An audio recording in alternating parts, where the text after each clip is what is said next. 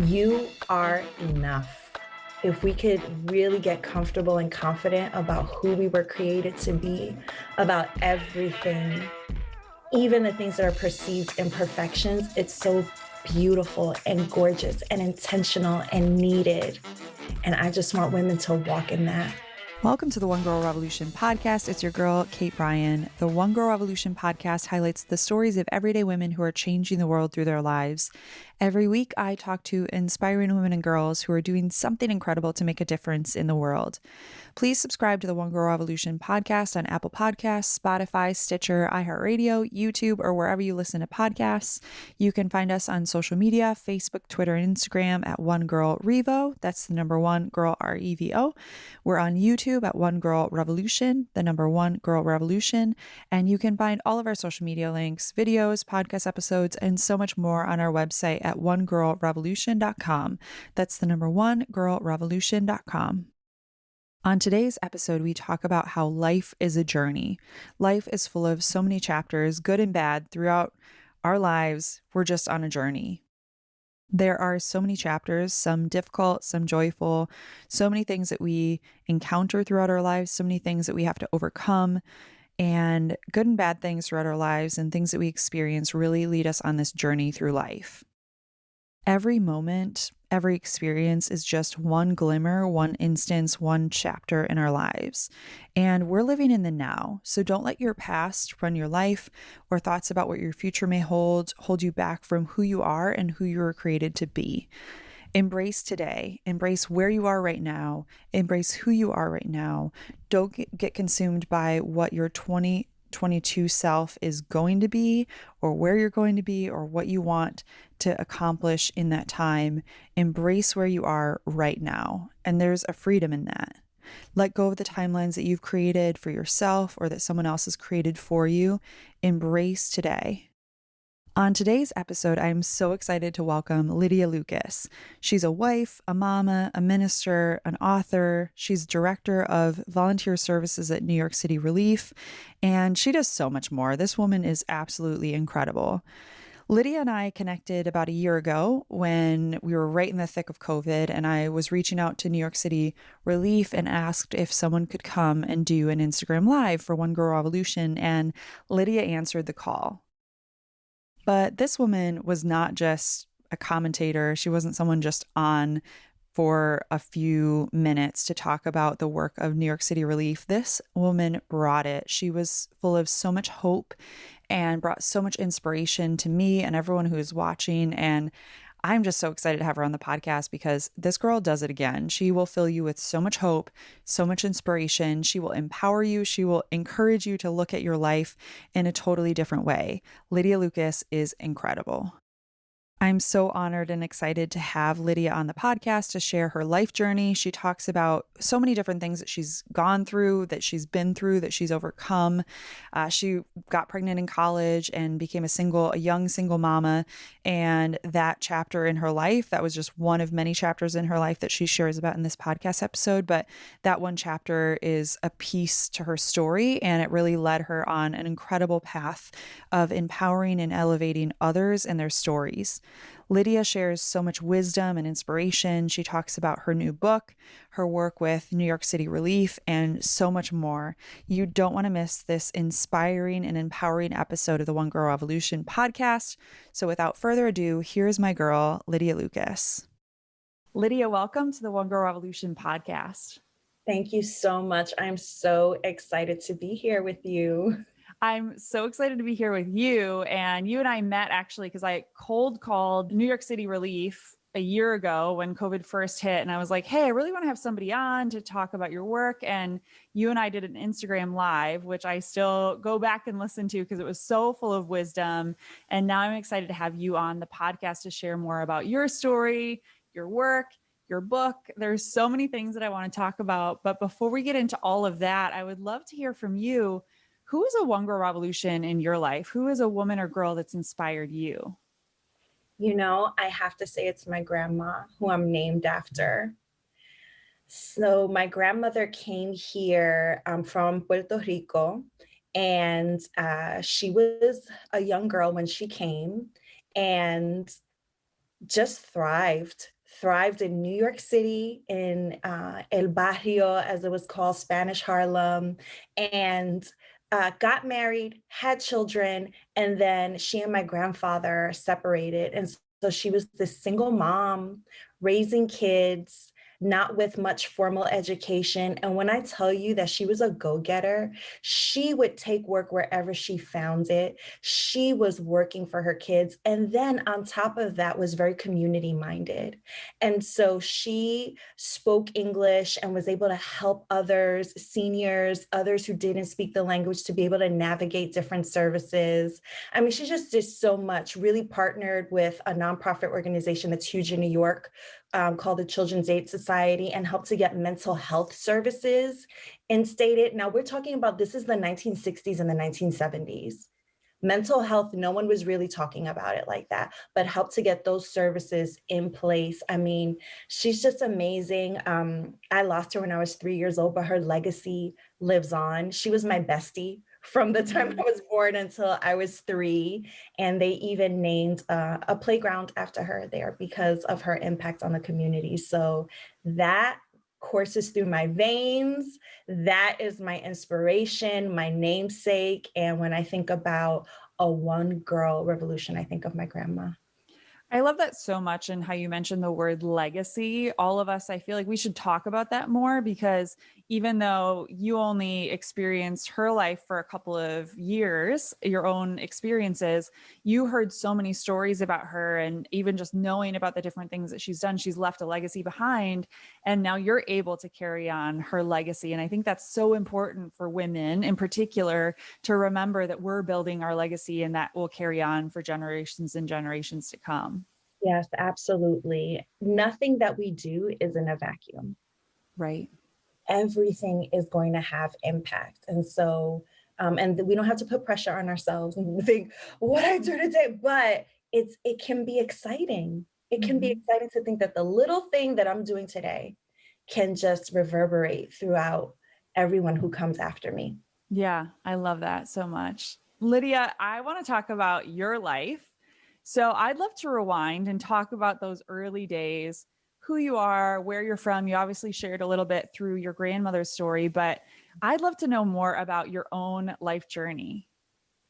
So, born and raised in Spanish Harlem, woo woo. I am of Puerto Rican and Dominican descent, and I grew up having a very New York City upbringing. My mom, so for me, I'm a woman of faith, right? I believe in God. Not just I believe him, I have a relationship with God that's grown over time. But growing up, I didn't.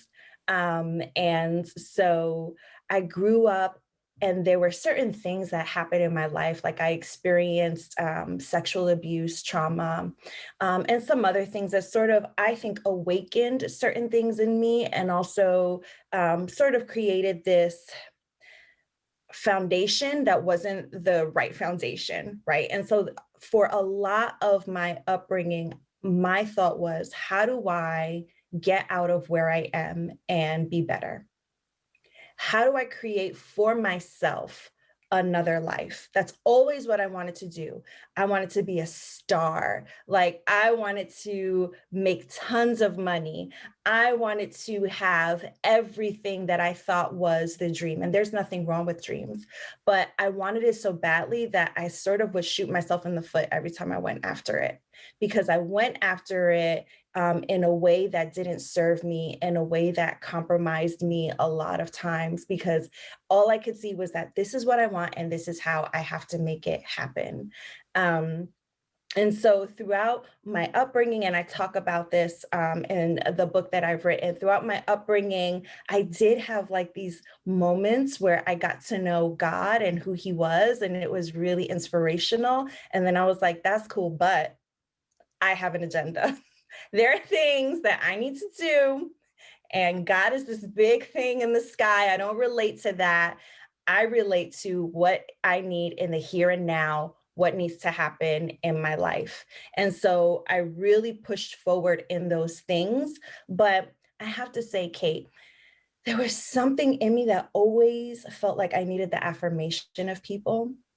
Like I always had to live up to be this thing. And I don't even know what that thing was. The thing was whatever new sneakers came out. I remember as soon as I turned 14 years old in New York, there's something called working papers, which means that then you can go and work. And when I grew up, we didn't have a lot of money. My parents did the best that they could. But I knew that I wanted Jordans. I knew that I wanted money to go eat Chinese food after school because that's what you did, right? It was like, we don't eat school lunch. We go and buy lunch, you know? It was like this whole independent New York savvy kid thing. And I wanted it and I wanted all of it. And so as soon as I could work, I was working and utilizing my money for that. As soon as, the opportunity for college came, I did my applications. I was the first person in my family to be able to go to college and finish, and there was so much riding on me. I remember the letters from my aunts, from my cousins, like, you're the one, you're gonna do this. And going to college and knowing that I had intelligence, that I had promise, that I had goals, but then still having this area of brokenness in my life, which was I have to fill all of these voids. And so, in not exercising judgment, right, and in wanting to fill voids, I was in a relationship, and in my sophomore year of college, I became pregnant. And I remember going home for the weekend, sitting in the dining room in my mom's apartment and crying, just crying, not even, just those kind of like, what am I going to do? I'm in such despair, crying. And my mom comes over to me and she says, why are you crying? Nothing, mommy. It's just like, I can't even. Yeah. Sitting there and she says, you're pregnant. This is a few weeks. Mother's intuition is so real. She says, you're pregnant. And I look at her and I'm like, yes. And just like, see, and almost like afraid, but also relieved that this, sort of secret that I had been holding had been shared. And so my mom during that time had recently started going to church. And she said, I want to let you know that we're supporting you. I will help you with this baby. But there's two things you need to do. You need to finish school and you need to be prepared to be a single mom. And I was a single mom. It didn't work out with my boyfriend. And I finished school. This was a spring semester and I was pregnant all summer. And I had also joined a sorority. So in the summer where all of my friends were off at like Greek Fest and all of these things and like living their best life. And I was home pregnant, working, really crazy, and just not knowing what to expect. And that fall semester I took off because I had my daughter in October. And I went back to school in January. Wow. With parents' support. You're amazing. I love your story because it's also like women are so resilient. And I feel like a lot of times we're in a situation and we don't see a way out and we can feel so isolated and hopeless. And I'm sure that you had so many of those moments, especially the summer months when all of your friends are out and about and just feeling so isolated. But the power that we hold to just overcome everything and also like bring everyone else with us, even your daughter, just like raising, when we stand up and we're strong, other people rise up around us. Absolutely.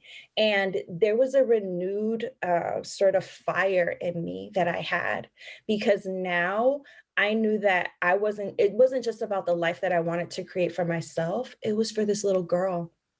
It was me and this little girl. And so I went back to school. I was on the dean's list. I was in leadership roles, like doing all the extracurricular. I was working. And on the weekends, my parents would bring me my daughter. And I remember bathing her in my dorm room sink. Wow. I remember. And how generous of my parents to still allow me to have this college experience. Like I had a full college experience. I couldn't go everywhere and do everything, but I still had that. And I was able to be a mom. And so I graduated from college. I remember being so focused that I was going on job interviews like weeks before graduation. I already had my job landed. And in my mind, Kate, I was like, this is going to be it. I'm going to graduate. I'm going to get the job. In my mind, I was like, I'm going to be in PR and just be a maven and have a corner office somewhere. And I'm going to just, have a condo and all of these things. And you know what? I'll take a husband too. We'll take one of those to round things out. I had all of the plans in my mind of what I was going to do, but there was still that void. And I remember graduating from college and being able to party, right? And now having a full-time job. And I was saving money for my first apartment, but I was also shopping and being as cute as I could be and like dressing alike with my daughter and all these things. And no matter what, I still felt like there was this void. And so through various circumstances, and one being that my mom was like, I want you to come to church. And I couldn't say no, even though I was 21 years old. You can't say no to your mom. And I think also, especially because she had done so much for me, that it was like, oh, whatever you say. So I remember going to church hungover.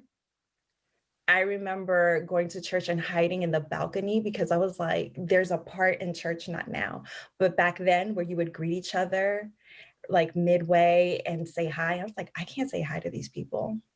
Like, they have no idea who I am. They have no idea where I've been, what I've been up to. I don't measure up. We imagine that other people have it all together. It's so easy. It's so easy to see other people as perfection. It's so easy to think that they don't have their own struggles.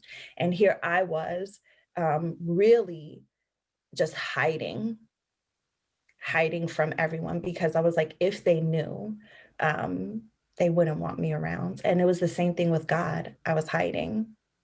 Even though I had a sense that he knew what was happening anyways, it was like, he doesn't want me around. He doesn't really want me. And so one day I remember just having this feeling. It wasn't audible. It was just this feeling that I was going to go up. And at the end of church services, the pastor would say, is there anyone who wants to dedicate their life to God? Is there? And that to me was like death. I did not want to do that. Walk up the aisle of a church with everyone's eyes on me. I'm like, that's a walk of shame. I don't know what anybody else is talking about, but that to me is about the worst thing. You would have to offer me thousands upon thousands of dollars to do that. But one day I felt that I needed to do that. And I fought it for weeks. And then one day randomly, I just was like, this is going to be the Sunday. And so I remember that Sunday I was sitting in church. I had my mom, my uncle, because my mom, she was like inviting everyone. She was like, oh, everyone is going to come to church. And so I'm sitting there in the pew. And it was right after they had sung like the initial praise and worship. And the pastor says, we're going to do things differently today. Today, we're not going to wait until the end of service to ask people to come up. We're going to do it right now. And that to me felt like God and I were in on something that no one else knew about. And that he was like, I can't wait. I'm going to do it earlier in the service because I just can't wait for you to do this. And I bolted out of that pew. I was like tripping over people and practically running up the aisle, and everything that I was afraid of. I don't know who was looking at me. I didn't care. There was no shame. There was nothing. There was this freedom. There was this overwhelming sense of peace and acceptance. And just me, Lydia from Spanish Harlem, without all of the things that I strove to be, without all of the stuff that I had amassed, without any of that just me, I was wanted by God. And that for me was the beginning of a change, not overnight, but it was the beginning of change.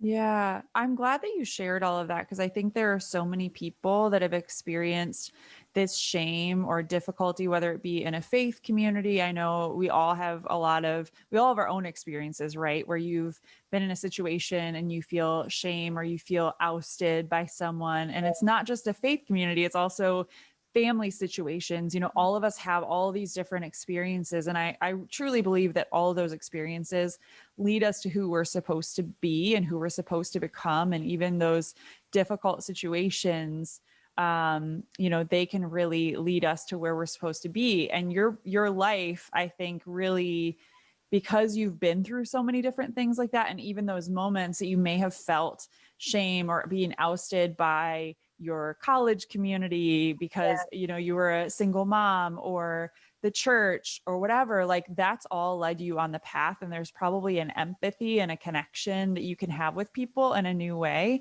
And so it's really beautiful to hear that. I definitely do. And,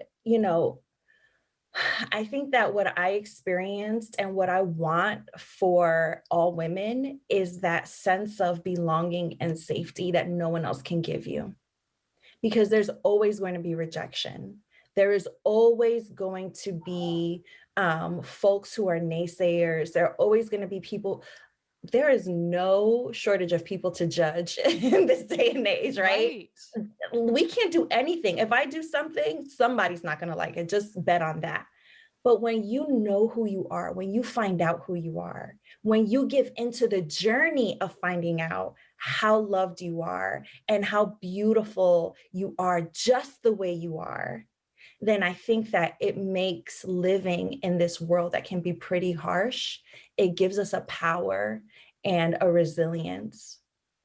Yeah, and just there is so much to be said for all of that, that we were created for a purpose. I always talk about our fingerprints. If we recognize that we are as unique as our fingerprint, which is true, how differently we would live out our lives. And we forget that. We lose sight of that. We see ourselves as a number. We see ourselves as a number on social media. We see ourselves as a number in a church, at school. We make ourselves out to be that instead of turning the tables and saying, I was created for a purpose. My life matters. My voice matters.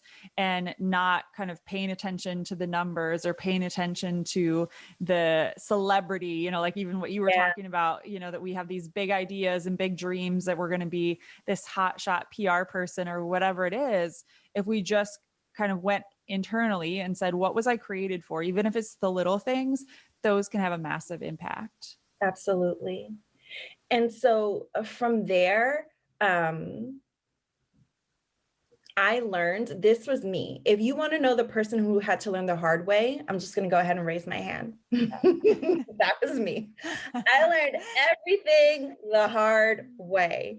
And we talked about all of the things that I wanted. I had this list. What I learned was that, just like you're saying, there was a purpose for my life, but I couldn't grasp it until I let go of all of the things that I was holding like white knuckled so hard onto. Until I really let those things go, right? And not let them go because I didn't want to dream anymore, but let them go to say that my success, right? My life being abundant and meaning something doesn't have to hinge on these things. And it was a process. I was in a singing group, I was again going to pursue this career. I just knew that I needed to have a husband and he needed to be all of these things, right? And all of those things over time had to be surrendered. All of those things I had to give in to what didn't make sense. That's hard. It's really hard to think that you've built yourself up and you've built all of these things and that you're going to get this result. And then to feel like, what if I just let go? Because my pursuit of these things is killing me. And so I did that over many years, and that's a lot in the book. But every time I did it, it was replaced with something so much more amazing, something that I wasn't even able to imagine. Every single time. I stopped singing in a singing group. I was invited to sing, to become a member of an ensemble and travel all over and sing. And so it was like all of it. Now, if you would have asked me graduating from college, hey, would you like to go ahead and sing in a gospel ensemble? I would have been like, no, that's a hard no. I'm gonna go ahead and say, like, I have J-Lo vibes on me, okay? Like, there were all of these things where I was like, we're not doing that. But sometimes, and this is what I want women to get from this, because my life isn't like a, and I don't think anyone's is, it's not like a do exactly what I did. Our lives are not one size fits all.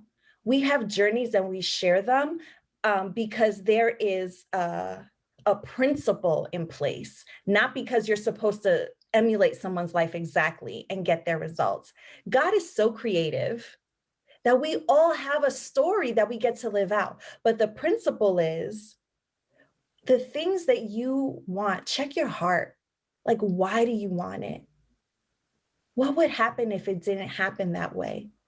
What would happen if you were to let go and trust? I think that for me is what I want women to get, right? That it's okay to let go of those things and be loved and to trust a power that's beyond you, and to know that God is not just this thing in the sky, but he wants good things for us. That he wants us to be able to enjoy our lives, that all of those things are possible, that he's not like this, you know, we want coffee and he's like, have tepid tap water or something like that. You know, like he's like, I know what you like. I know what you want, but I want to make sure that when you get it, right, that it's going to be in line with a purpose, and that it's not going to be you continually striving. Because if you have to strive for something, you'll never stop striving. Mm-hmm. And you'll just be exhausted and not enjoying anything. I think your story is so much of all of our stories too. Like as you were speaking, I was thinking about different situations in my own life where I've just tried to control everything. And sometimes there's a greater plan than we ever could imagine if we just let go. And sometimes there are situations like I kept giving this analogy last year, metaphor last year about puzzle pieces. Like I felt like there were so many puzzle pieces, all these good things were happening for one girl, but I couldn't really put the puzzle together. And I was like, WTF, like, why is this happening? Like, why are these, what are these puzzle pieces for? They're like some good things happening, but not the things that I thought would be happening. But then little by little, as I let go, the puzzle pieces started to come together. And I think that's all of our lives. Our lives are journeys. We're not supposed to have everything figured out. I know my grandfather said on his deathbed, who I was very close to, he passed away when I was pretty young too, but his legacy, just like your grandmother, has lived on throughout my own life. He said on his deathbed, he said, "I'm just a work in progress." And I think Mm. that's all of us, is like there are situations there, we all make wrong decisions, or we all go through difficult things, or we have things happen to us that we can't control and feel shame about it, which is ridiculous because we didn't do anything. And just knowing that we're all works in progress, and that sometimes there's a purpose to all these different puzzle pieces, and we just have to be patient, and just sometimes all we can do is put one foot in front of the other. That's absolutely it. And I think also being okay with being in the baby stages of things sometimes. Sometimes we just want to be at the end, right? We want to be the grown version of whatever that particular thing is. And the beauty of it is that there is such value when you grow into something. And it's hard because I think today everyone values or thinks that everything is this overnight kind of transformation, overnight success, and that you just are you look at someone, you're like, that's just who you've always been. And it's like, no, there's a process. And life is more about the process than about the destination. And so it's okay to be in a stage where you're still figuring things out. It's okay to be at a place in your life where you're still struggling with something. Like, it's in the struggle that you get strength. And we don't have to rush to be anything. Who you are today is who you're supposed to be today. And if we would stay in that and say, listen, this is me, I'm a work in progress, but today I have purpose. Today, what I say, how I treat others, how I speak to myself is important. And so I can't get lost in thinking about 2022 Lydia. She's none of my business. Mm-hmm. My business is today, one, honoring that I'm here. I don't think there's ever another period in time where it's like, you're here. You are here, and so many are not. What will you do with that just today? And there's freedom in that. And one thing that, like, I feel like I have freedom now, and I want every other woman to have freedom, to stop comparing, to let go of those timelines that you've given yourself or that someone else has given you. Throw the timeline away.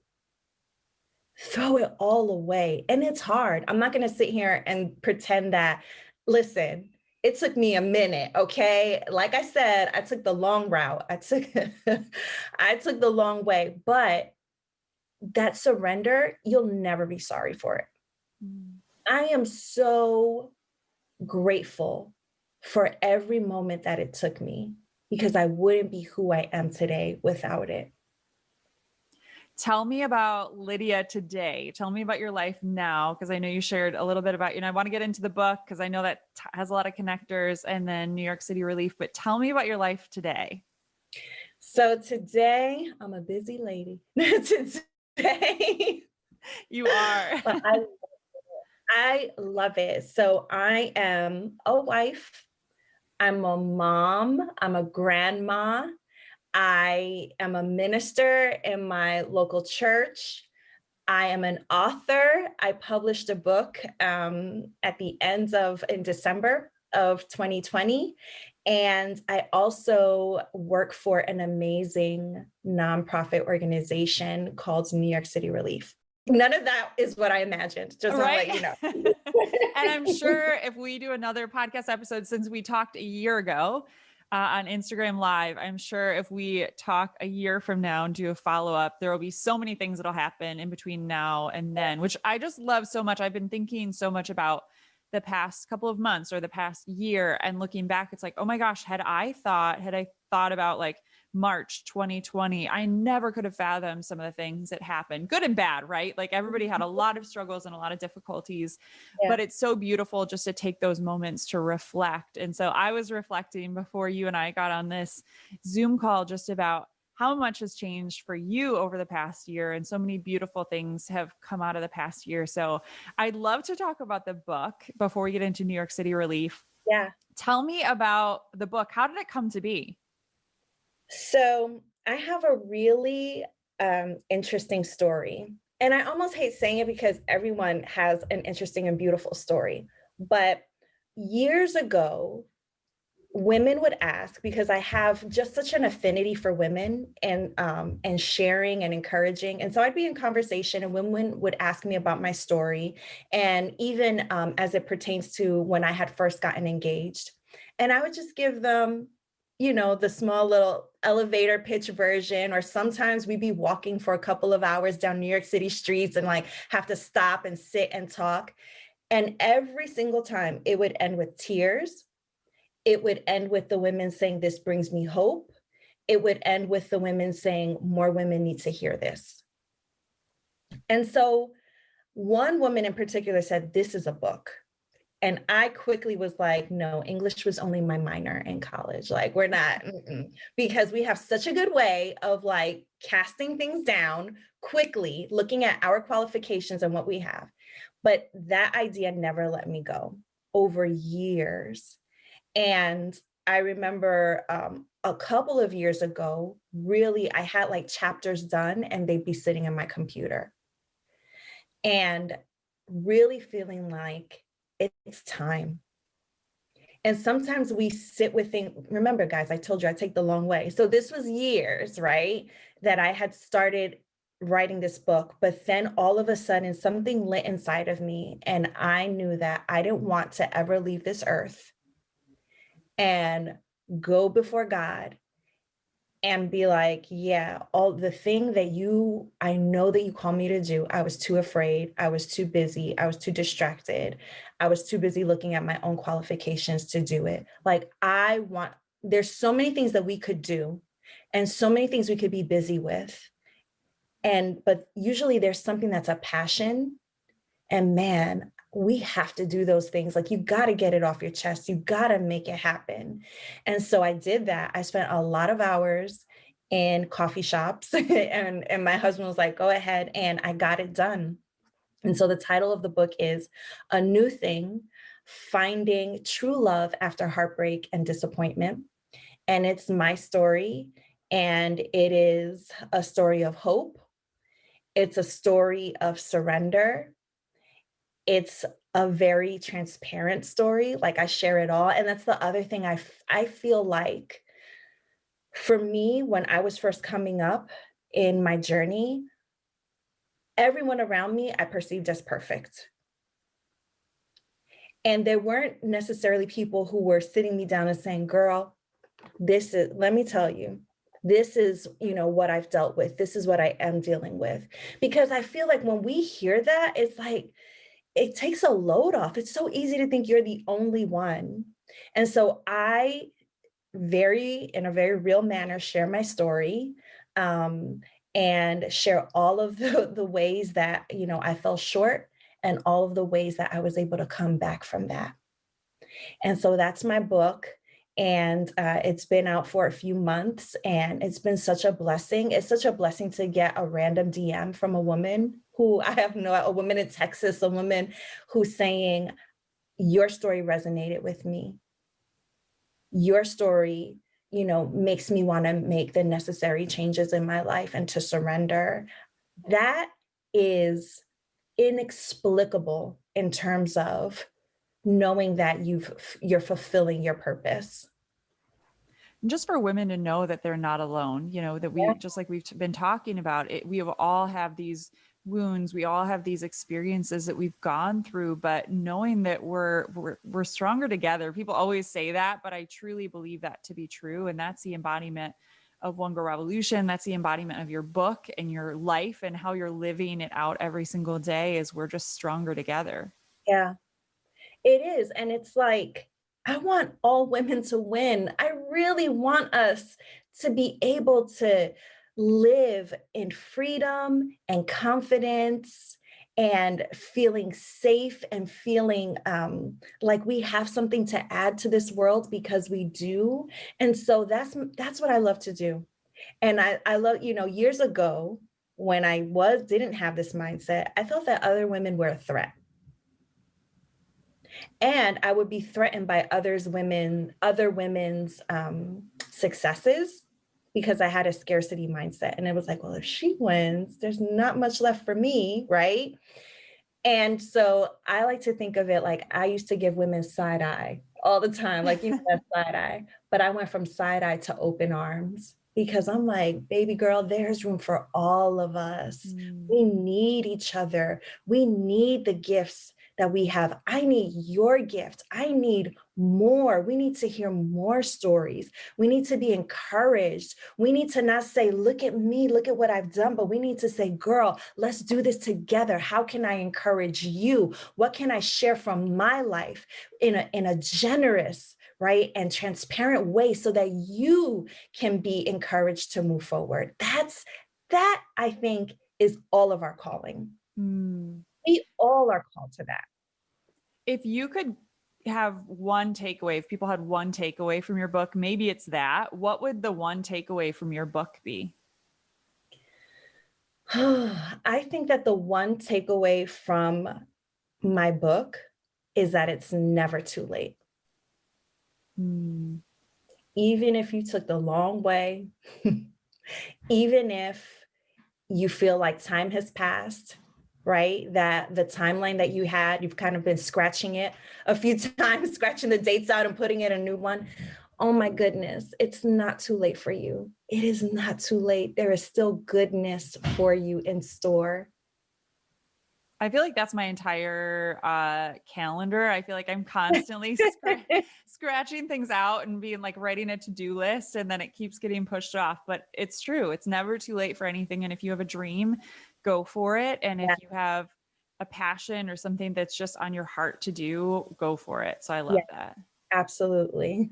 Let's talk about New York City Relief. How did you? I'll tell you first, actually. I got connected to New York City Relief because I was researching different female founded organizations. And I know that New York City Relief has a really inspiring woman founder, female founder. Her and her husband founded New York City Relief. But I'd love to know if you could share a little bit about the story of New York City Relief, and then also how you got connected to New York City Relief. Richard and Dixie Galloway, they're like heroes in my life. Years ago, so affluent, so in a place of privilege, and gave it all up to serve the least of these. Who does that? And so they moved cross country. They moved out of the country for a while and then landed in New York City. This is over 30 years ago, and came to serve the homeless, to those experiencing homelessness, to those experiencing poverty. But most of all, there's a hopelessness that comes with that. And so New York City Relief, I love. So in my career, I made a little change. I didn't end up in PR, as you know.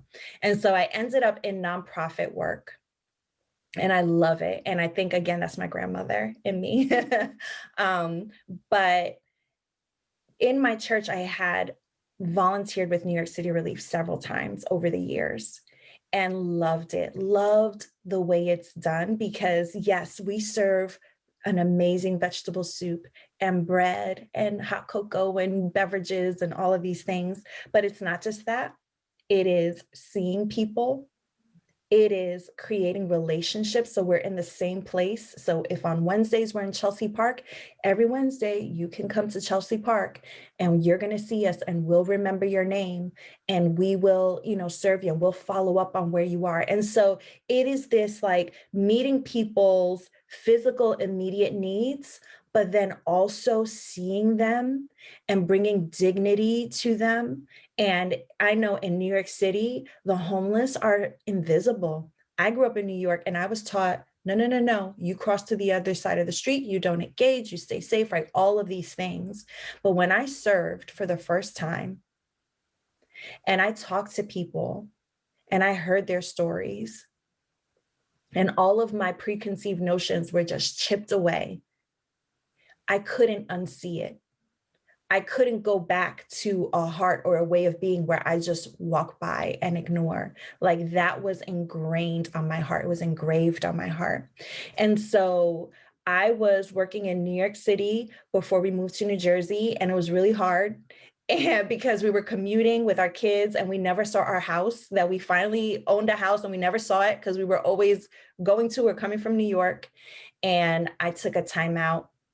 And during that time, I volunteered and I would do follow-up calls and call people and help to connect them to services. And only through a divine plan, a position opened up so that I was able to become the director of volunteer services. And I get to, for my career, encourage volunteers, recruit them, train them, see transformation happen on the streets, share the love of God with these people who are overlooked, share hope with people who come to us sometimes right on the edge, right on the brink of giving up completely. And to see other New Yorkers and beyond, because we get volunteers from everywhere who come with that same mindset that I had, who come maybe a little bit afraid, not knowing what to expect, and to see them beaming and forever changed after serving with us. It's amazing. Can you share maybe a story of an experience that you've had as a part of your work? And maybe it's a volunteer, maybe it's somebody who is experiencing homelessness, but I'd love to hear a story from you. So I have so many. I'll share one about a friend that I made on the street. You know, we have had just the blessing of being able, many of us, to get stimulus funds over the past year. And it's easy, right? You filed your taxes and you do nothing else, it comes. Well, everything that's easy for us is so much harder for those who are living on the street who don't have an email address, right? Or access to check things, who may not even have a phone, right? Who may not have filed taxes in a couple of years. And so one thing that we started to do was to help people apply for their stimulus funds. We would come out on the streets with our laptops, and that's something that I've been helping with over the past year as well. And there's one gentleman in particular who, sometimes it's easy and sometimes it's really hard for various reasons. But I remember him just being doubtful. And he's like, I'm going to give this woman like my personal information. She's putting it in a computer. And I'm like, let's just see what happens. Because listen, they need this. Mm-hmm. They need, like, could you imagine? And for some of them, they're just like, I just want to get a night in a hotel where I can shower mm-hmm. and be by myself and like live like a king or a queen. I just want to be able to get a cell phone so that I can apply for jobs. Like, this is it means so much for them. And so I'm putting in his information and he's just so cynical and like, okay. And I said, okay, here it is. He didn't have an address. And I'm like, we're going to put down the address to New York City Relief. And when it comes, I'm going to find you. I'm here every Friday. You're going to meet me, right? He's like, yeah, okay. Put it in, it's accepted. Within 2 weeks, when his check came in the mail, forget about anyone else. When I saw his name on that check, I was beside myself. I was so happy because this is that moment of hope for the hopeless, that moment that they don't even know how to expect anymore. Our friends don't even, like, they're like, they don't put hope in anything or expectation in anything anymore. And that I was able to come to that outreach. And I remember looking for him and coming up to him and smiling and like jumping. And he's like, what? Like not even wanting to believe that it was something good, that something good could happen to him. And I broke out that check and his face. And I remember we just were dancing. I was like, come on, like we were just celebrating. And I'm like, okay, this is what, put it away. Like, I was just so like, this is what we're going to do. And wanting to, but he was so grateful. He's like, what do you want? I'm going to buy you. I said, you better not buy me anything. This is for you. But just that, even in that, that our friends want to give back, that our friends want to partake, that they have that generosity in them as well. And so we're still friends. And even with the other stimulus checks that have come, I've been able to be like, hey, guess what came for you? But he comes back every week, regardless if there's a check that he's awaiting or not. And we talk and we pray, and we just shoot the breeze. And it's not always about being homeless. It's about their lives. It's about music. It's, like sometimes people just need to feel I'm a normal human being and I want to take a break from being homeless for a little while. And we do that. And that's why I love this work. And I'm so blessed that this is my job. People just need to feel seen and heard. We all can relate to that, no matter what you're going through, no matter who you are, things that people always want to put everyone else in boxes. We want to put ourselves in boxes and we want to put all the people around us in boxes, but to actually just see the person and sit with them and get to know them. I'm sure you have a million stories that one day you'll write probably a series of books on all the different experiences that you've had through your work. But I think it's so important for people just to think about those who are around them or who they might encounter in their day-to-day lives, whether it be on the streets in different big cities or just their neighbors or their mail person, anyone at their grocery store. There's so many people that we encounter on a day-to-day basis that just need to feel seen and heard and to be seen. Yes. For people that want to get involved in the work that you do at New York City Relief, what can people do to get involved? Since you're the director of volunteer services, we may as well tell the people how they can get involved. So many ways. So if you're local to New York and New Jersey, come out and volunteer with us, please. We keep it safe. We provide PPE for everyone. That we've really been serious about that. And that's why we've been able to continue serving and never stop, even throughout the pandemic, because our friends' safety and our volunteer and staff safety is number one. And so you can come and serve with us. Even if you are, let's say you have a group and you're from somewhere in the country and you want to come, you can come and stay with us at our base for a week from like a Tuesday to a Saturday and bring your group and y'all can help us make the soup, go out on our buses, serve everyone. So that's like a long-term opportunity that we now again finally have open again, but we're totally open to that. We are always looking for volunteers who will put together hygiene kit drives. And so if you want to do a drive with your PTA, with your friends in your building, in your neighborhood, and send us hygiene kits, our friends are always in need of that, always in need of now PPE, so that they can be safe when they're not with us. So you can do that as well. If you're like, I can't do any of that and I have nothing to offer and I can't donate, so don't get me started there, right? If that's you, you can pray for us.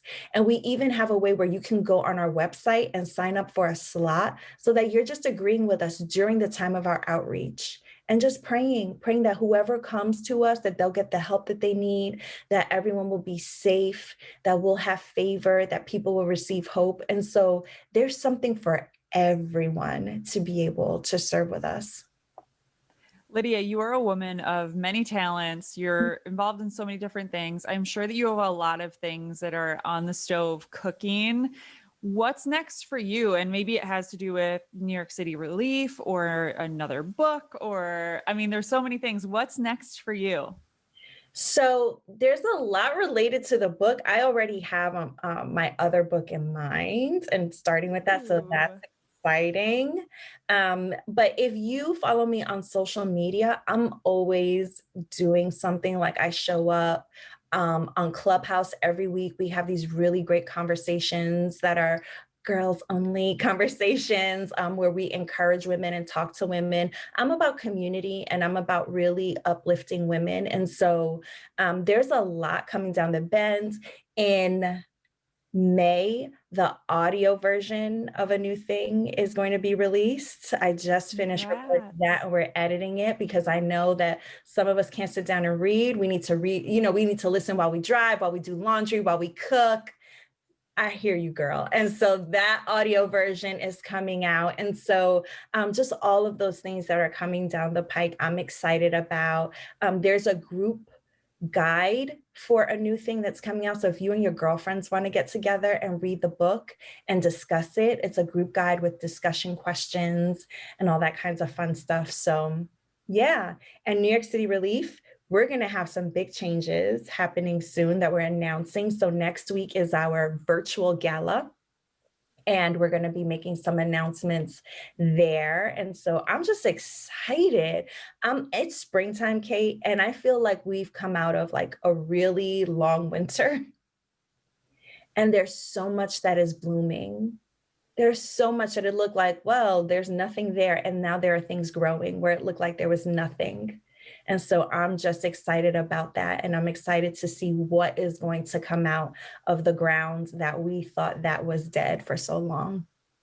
When we spoke a year ago, we talked about hope because we were in one of the darkest months of our lives. It was in April, I believe, right after COVID hit, and there was so much uncertainty and people were terrified and scared. And I reflect on that so often, Lydia, because I'm like, oh my gosh, even in the midst of such darkness, we were having a discussion about hope. And I'm a firm believer that there is always hope, no matter what we're going through, no matter what the world looks like, there's always hope. What's giving you hope right now? The thing that is giving me hope is seeing the resilience of others. we're not giving up. Like, we have not given up. People are still pushing through on their dreams. People are still giving of their time. People are still laughing and finding joy. Babies are still being born. Like, life is still happening. And a year ago, it was scary. We didn't know what to expect. And I know that we didn't think that we would be talking a year later and still have, so much undone. But listen, we're still living. Like, the human spirit is not broken. And there's been so much that has happened. And through all of those ashes, I see people rising, and something tries again to come and decimate us, and we rise again and we rise again. And that, when I see that and I experience it, that is giving me the encouragement to keep going as well. We still have so much more life to live, and there's still good in store. You are constantly a source of hope for me. I follow you on Instagram and everything that you're doing, and I want to encourage everybody who's listening to follow you. I will be sure to post the link to your book so people can buy that. When the audiobook comes out, I'll promote it. I want to promote the guide too, if women want to get together and have a book club. I think that that's so beautiful to build community amongst women. And so I want to find more and more ways to encourage that. So anything that you're doing, Lydia, I'm always going to be following it and promoting it. And of course, New York City Relief, we love everything that you guys are doing. So we'll continue to promote that. But before I let you go, I want to ask you, I always end this podcast on one question. So I want to ask you, if you could leave women and girls around the world with one message, what would it be? You are enough. You are enough. Oh my goodness.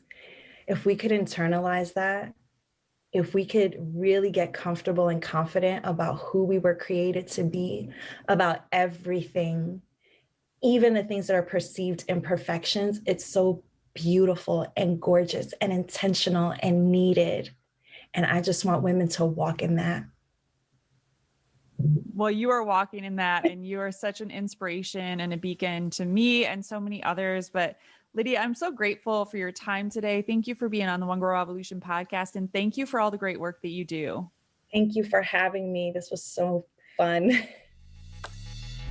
Please follow us on Facebook, Twitter, and Instagram at One Girl Revo. That's the number one girl REVO. And you can find more information on One Girl Revolution at onegirlrevolution.com.